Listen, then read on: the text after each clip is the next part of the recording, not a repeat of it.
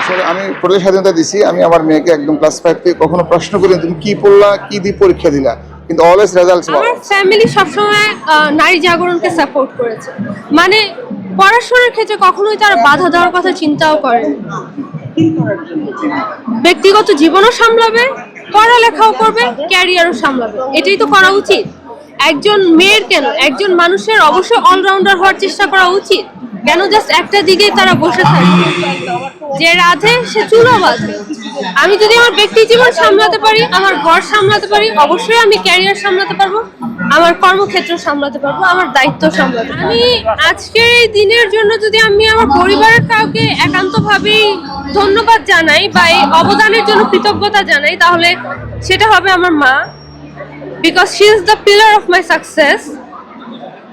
আর এর বাইরে তো অবশ্যই আছে আমার আত্মীয় স্বজন। আমার যে অনুভূতিটা হচ্ছে আমি সেটা হয়তো ভাষায় প্রকাশ করতে পারছি না, বাট এটাই বলবো যে আমি আমার রবের প্রতি শুকরিয়া জানাই, আমার টিচারদের প্রতি শুকরিয়া জানাই, আমার গার্ডিয়ানদের প্রতি শুকরিয়া জানাই, যারা আমাকে সাপোর্ট করেছে, যারা আমাকে সব অবস্থায় সাহায্য করেছে, আমার পড়ালেখায় আমার পাশে ছিল, আমার হার্ডশিপ, আমার প্রবলেমসগুলোতে, সমস্যাগুলোতে আমার সাথে ছিল।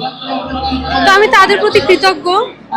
আর অবশ্যই আমি আমার নিজেকেও কৃতজ্ঞতা জানাই, কারণ যদি আমি নিজে না সাহস করতাম, আমি নিজে যদি সাহস না দেখি, এত দূর পর্যন্ত না আসতাম, তাহলে এই অবদানটা আমি পেতাম না, এই সম্মানটা আমার হতো না। তো সর্বোপরি আমি এটাই বলি, আলহামদুলিল্লাহ, সবাইকে ধন্যবাদ। আমি আসলেই খুবই আনন্দিত, অভিভূত এই সম্মানে।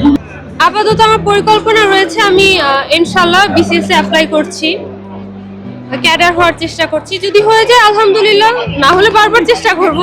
তখনও না হলে এছাড়াও এর বাইরেও মাল্টিন্যাশনাল কোম্পানিতে আমার জব করার চিন্তা আছে। আমি ভার্সেটালিটি পছন্দ করি, যে কোনো একটা ফিল্ডে যে পড়ে থাকতে হবে তেমনটা আমি ভাবি না।